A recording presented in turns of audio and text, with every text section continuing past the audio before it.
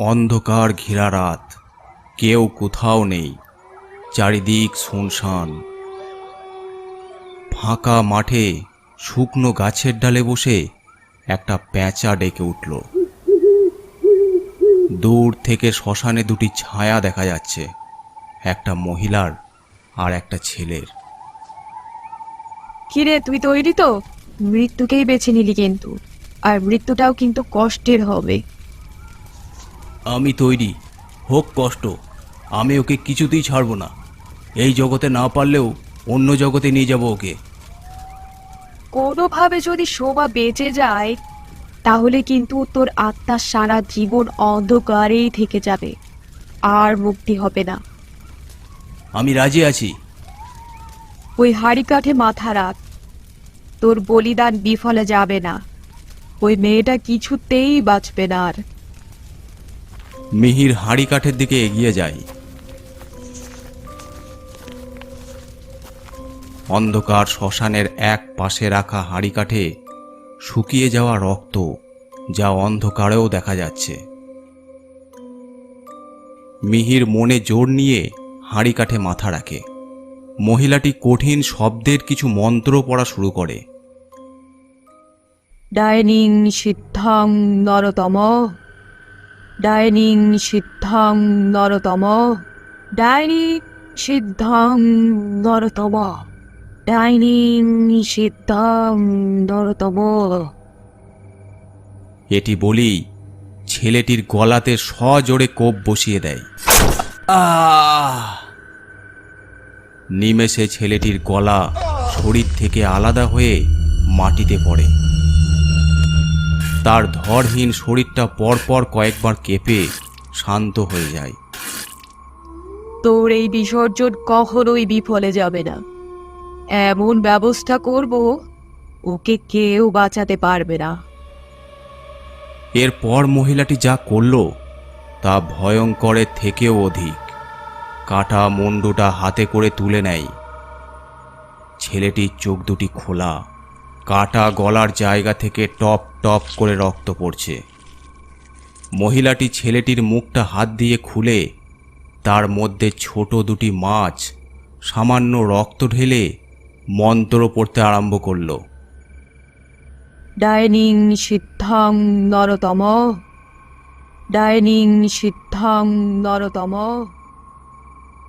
এটি আরও 5 বার বলে সামনে জ্বলা আগুনে ফেলে দেয়। আর তখনই কান ফাটানো শব্দ করে দুটি কালো ছায়া এসে ছেলেটির ধড়হীন শরীরে প্রবেশ করে, আর ছেলেটা নিমেষে কর্পূরের মতো বাতাসে মিলিয়ে যায়। ছি মিহির, তোমার থেকে এটা কখনোই আশা করতে পারিনি। তুমি আমাকে নিয়ে ভুল শুনেছ। না, আমি কোনো ভুল শুনিনি। নিজের চোখকে কি করে অবিশ্বাস করি বলো তো? তুমি যে মেয়ে পাচারের সাথে যুক্ত আছো, আর তার জন্য যে 3 বার জেল অবধি খেটেছো, তা আমাদের সম্পর্কে 3 মাসের মধ্যে একবারও বলনি। আমি স্বপ্ন দেখেছি তোমার সাথে সংসার করব, আর তুমি ছি। আমি মেয়েদের পাচার করি, তাতে কি? তা থেকে কত টাকা ইনকাম তা জানো? আমরা বিয়ে করলে টাকার কোনো চিন্তা থাকবে না। তোমার সাথে বিয়ে ভাবলে কি করে? আমি তোমার সাথে আর কোনো যোগাযোগই রাখতে চাই না। যে সম্পর্ক মিথ্যার উপর দাঁড়িয়ে থাকে তার কোনো ভিত্তি নেই। হয়তো কোনোদিন দরকার পড়লে আমাকেই বিক্রি করে দিলে। এই বলেই সোমা সেখান থেকে কাঁদতে কাঁদতে চলে যায়।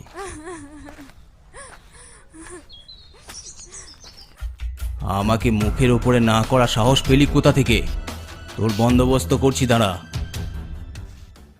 কাঁদিস না, ঈশ্বরকে ধন্যবাদ জানা যে বড় বিপদের থেকে বেঁচে গেছিস। আমি মেয়েরকে ভীষণ ভালোবেসেছিলাম, কিন্তু ও যে এমন করবে একদম ভাবতে পারিনি। সত্যি ভীষণ কষ্ট হচ্ছে। সে তো হওয়ারই কথা। মেয়েরা যাকে যখন ভালোবাসে উজাড় করেই ভালোবাসে, টাকা জাত এগুলো দেখে ভালোবাসে না। কিন্তু ওকে কোনো দিনই ক্ষমা করব না। না জানি কত মেয়ে সর্বনাশ করেছে ও। সোমা, সরে যা। এই বলে ওকে ধাক্কা দিয়ে নিচে ফেলে দেয়। আর বাইরের জানলা থেকে ছোড়া জিনিসটা মাটিতে পড়ে। কে কোথায় আছিস? ওই যে শয়তানটা পালাচ্ছে। কি কি হয়েছে? তুই আবারও বড় বিপদ থেকে বাঁচলি। ওই দেখ, বাইরে থেকে অ্যাসিড ছোড়া হয়েছে।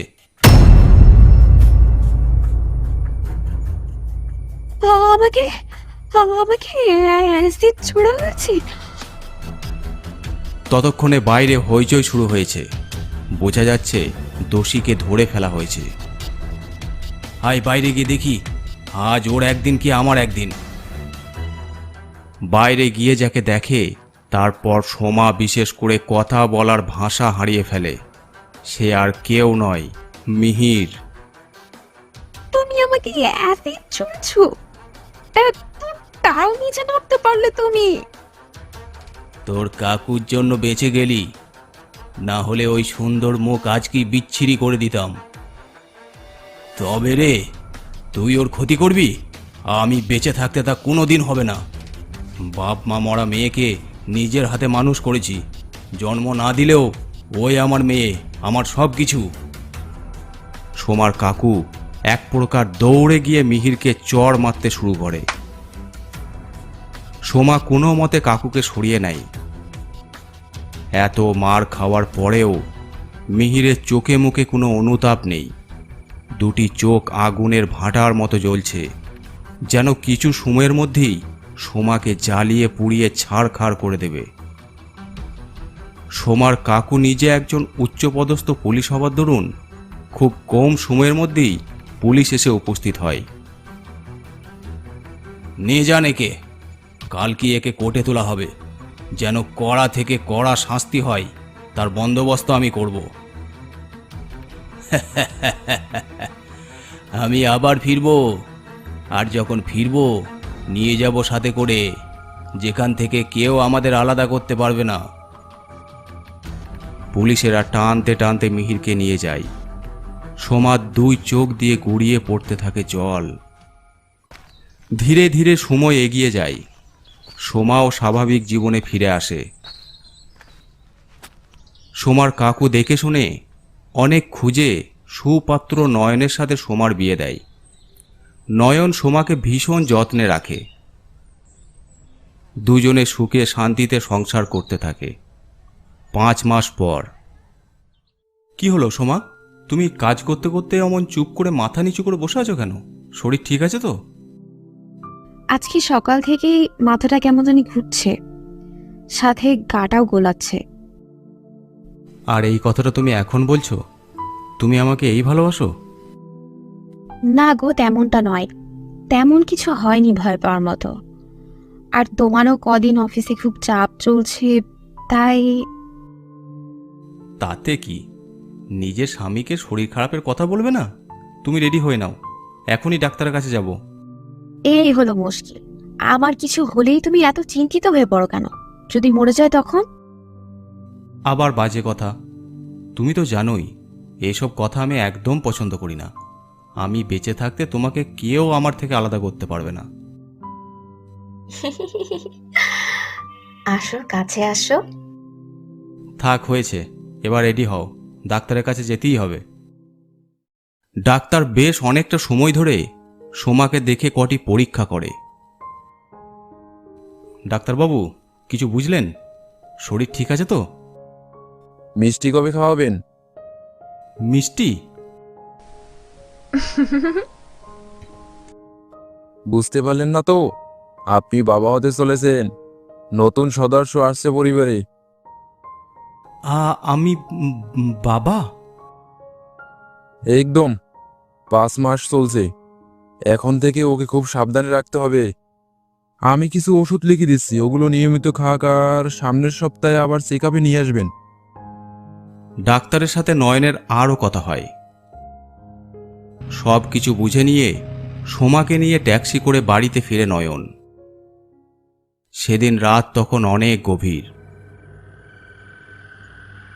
নয়ন আর সোমা গভীর ঘুমে আচ্ছন্ন। ঘরের বাঁ দিকের জানলাখানি খোলা। একটা কালো ছায়া ঘরের ভিতরে ঢুকে ওদের দুজনের শুয়ে থাকা খাটের নিচে চলে যায়। হঠাৎ করে সোমার ঘুম ভেঙে যায়। কিসের আওয়াজ হলো জানো? যেন ওর মনে হলো ও যেখানে শুয়ে আছে ঠিক তার খাটের নিচে কেউ আছে। চাপা একটা হাসির আওয়াজ ভেসে আসে। ধীরে ধীরে খাট থেকে নামে সোমা। নিচু হয়ে খাটের নিচে দেখার চেষ্টা করে। পেটের উপরে চাপ পড়াতে বেশ কষ্ট হচ্ছে ওর। অন্ধকার থাকার দরুন খাটের নিচে কিছুই দেখা যাচ্ছে না, কিন্তু একটা ক্ষীণ হাসির শব্দ ভেসে আসছে। হঠাৎ একটা কালো হাত সোমার বাঁ হাত চেপে ধরে খাটের নিচে টেনে নিয়ে যেতে চায়।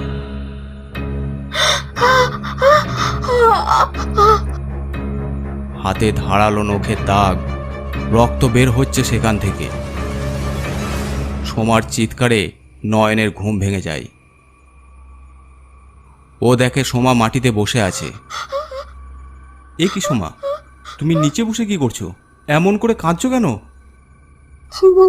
খাটের নিচে, খাটের নিচে। খাটের নিচে কে?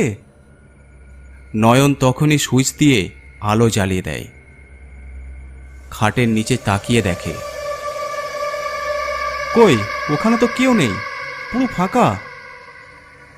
না না, ওখানে ছিল সে। এ দেখো আমার হাতে কি করেছে। নয়ন সোমার হাতের দিকে তাকিয়ে বলে, কোথায়? তোমার হাত তো একদম ঠিক আছে। এই জন্যই বলি এত ভূতের গল্প না পড়তে। সোমা নিজের হাতের দিকে তাকিয়ে দেখে, আশ্চর্য, ওর হাত একদম ঠিক আছে। কিছু সময় আগেও তো দেখেছিল বড় বড় নখের দাগ, রক্ত বের হচ্ছে। ও এতটা ভুল দেখল? সোমা, এবার শুয়ে পড়বে চলো। এখন স্ট্রেস নেওয়া একদম ঠিক নয়, আর কালকে থেকে একদম গভীর রাত অবধি বই পড়বে না। সোমা গিয়ে খাটে শুলেও চোখের সামনে সেই ভয়ঙ্কর হাত আর দুটি জলজলে চোখ ভাসতে থাকে।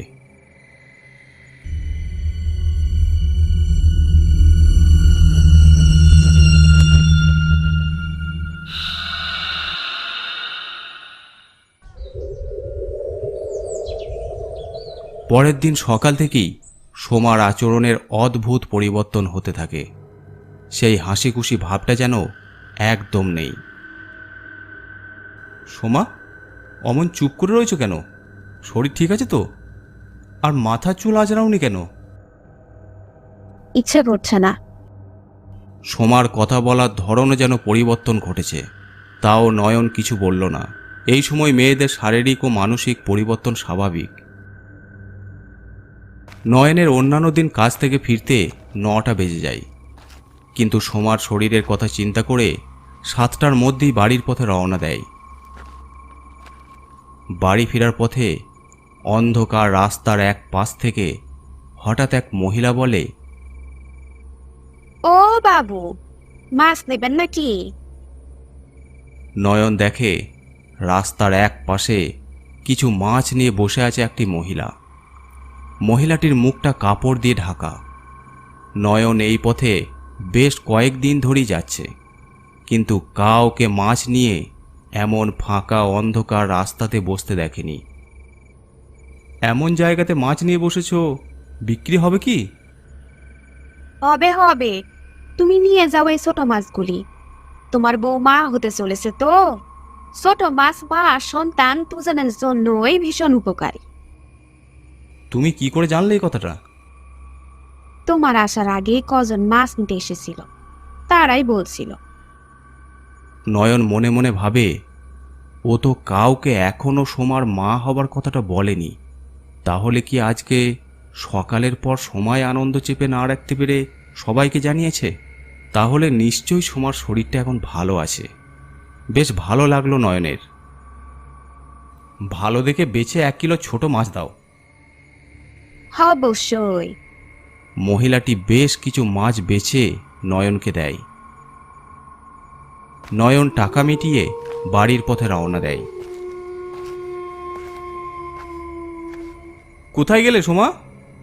দেখো তোমার জন্য কি এনেছি। এ কি, বাড়ি এমন অন্ধকার কেন? সন্ধ্যা হয়ে গেছে আর বাড়িতে এখনো আলো জ্বলেনি। সোমা ঠিক আছে তো? নয়ন খোলা দরজা দিয়ে ঘরে ঢুকে নিজের ঘরের কাছে গিয়ে দেখে ঘরের ভিতরে কম আলোর নীল লাইট জ্বলছে।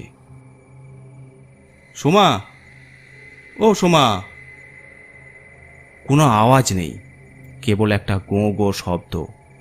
খাটের ওপরে যে সোমা বসে আছে তা বোঝা যাচ্ছে। এ কি, অমনভাবে বসে আছো কেন? সোমার কোনো উত্তর নেই। নয়ন ঘরের বেশি পাওয়ারের আলোটা জ্বালাতেই সোমা পেছন দিকে মুখ ঘোরায়।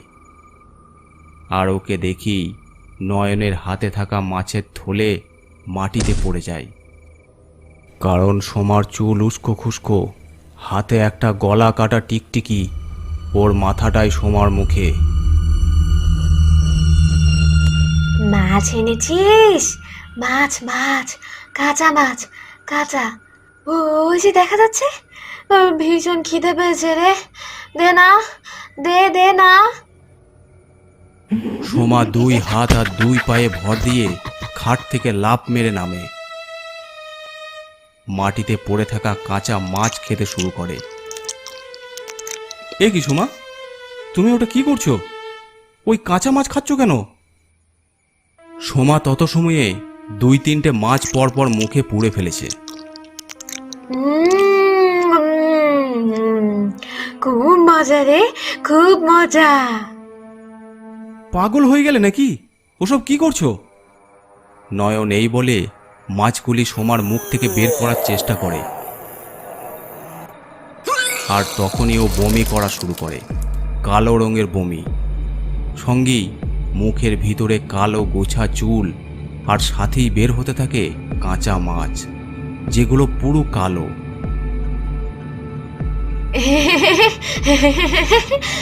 আরো মাছ দে, আরো মাছ এনে দে আমাকে। রক্ত চাই, রক্ত রে, রক্ত রক্ত। কি করছো তুমি? এটা কি হয়ে গেল তোমার? এই বলে দুবার ঝাঁকুনি দিতেই সোমা সংজ্ঞা হারিয়ে মাটিতে লুটিয়ে পড়ে। অনেক ডেকেও সংজ্ঞা ফিরে না। ডাক্তারবাবু, কেমন বুঝলেন ওকে?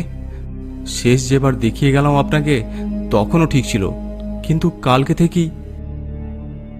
আমিও তো দেখে অবাক হয়ে যাচ্ছি যে কি করে এমন হলো। ফুড পয়জিং হলেও এমন হবার তো কথা নয়।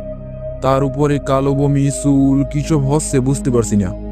আমি কিছু ওষুধ লিখে দিচ্ছি, ওগুলো খাওয়ানো শুরু করুন। আশা করছি ঠিক হয়ে যাবে। ওকে সুস্থ করে দিন, ও ছাড়া তো আমার কেউ নেই।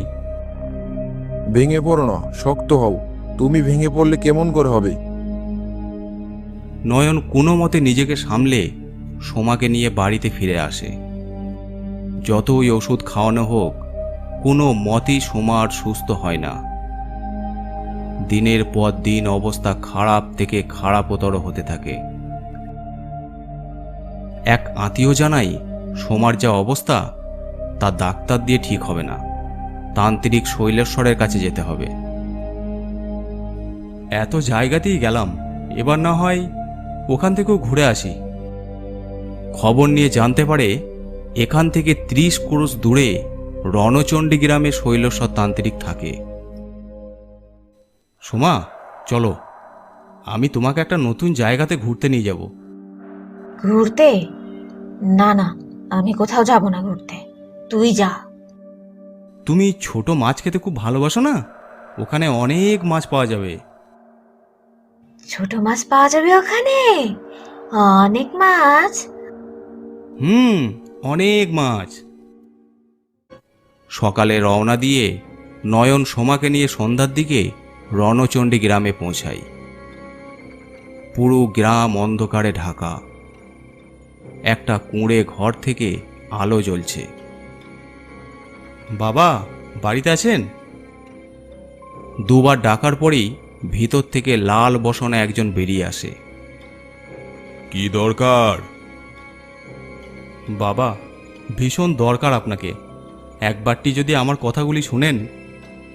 নয়ন সোমার সাথে ঘটা আদি ভৌতিক ঘটনা খুলে বলে। ওকে মাটিতে বসা। শৈলেশ্বরের কথা মতো সোমাকে নিচে বসানো হয়। ধীরে ধীরে ওর মধ্যে একটা অস্থিরতা তৈরি হতে শুরু করেছে। শৈলেশ্বর সোমার মাথার উপরে হাত রেখে কিছু সময় চোখ বন্ধ করে রাখে। ওর ভীষণ বিপদ। কেন, কি হয়েছে? ওর শরীরে ডাইনি আর বাকের আত্মা ভর করেছে। ডাইনি, বাঘ, আমি তো কিছুই বুঝতে পারছি না। জেল থেকে ছাড়া পেয়েই মিহির খবর পাই সোমার অনেক আগেই বিয়ে হয়ে গেছে। কদিন ওর পিছু নিয়ে এটাও খবর পাই ও মা হতে চলেছে। আর এটা শুনেই, ঠাকুমা, আমি ওই সোমাকে কিছুতেই সুখে থাকতে দেব না। ওকে আর ওর সন্তানকে কিছুতেই বাঁচতে দেব না।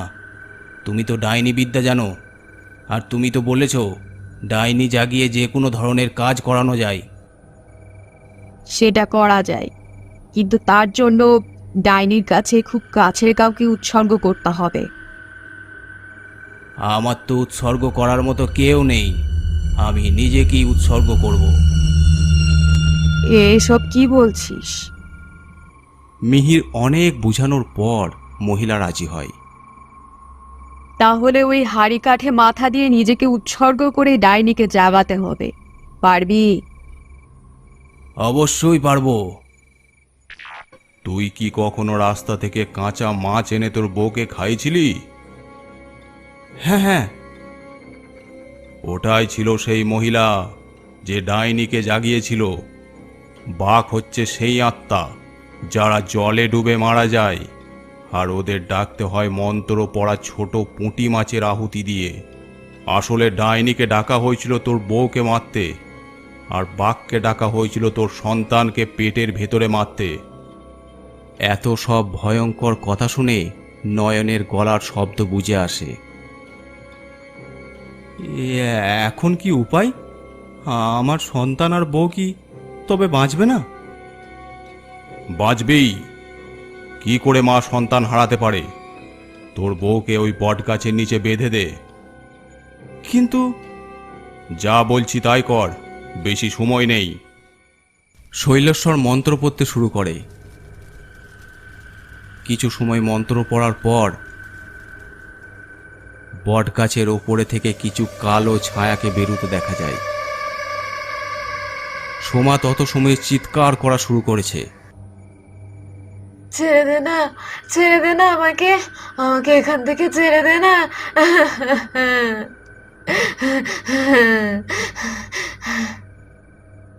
ওখান থেকে উঠে পড়তে চাইছে, কিন্তু গাছের সাথে বাঁধা থাকার ফলে কিছুই করতে পারছে না। ছেড়ে দে বলছি, ছেড়ে দে।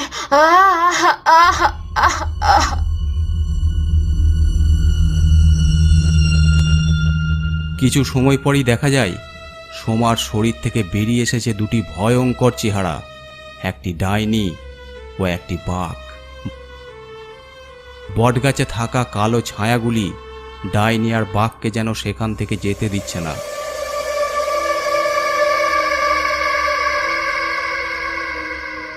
কয়েক মুহূর্ত পর সোমা সংজ্ঞা হারিয়ে মাটিতে লুটিয়ে পড়ে, আর কালো ছায়াগুলির সাথে ডাইনি আর বাঘ বটগাছে মিলিয়ে যায়।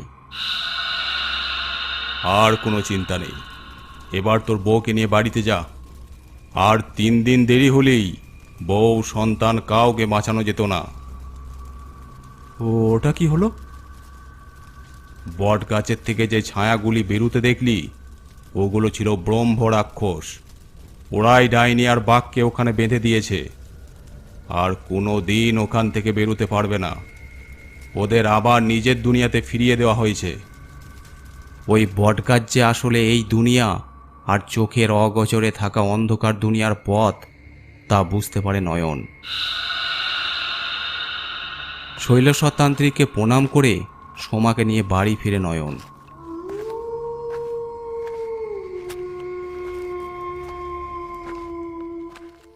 মাস 3 পর সোমা একটা ফুটফুটে সুস্থ সন্তানের জন্ম দেয়।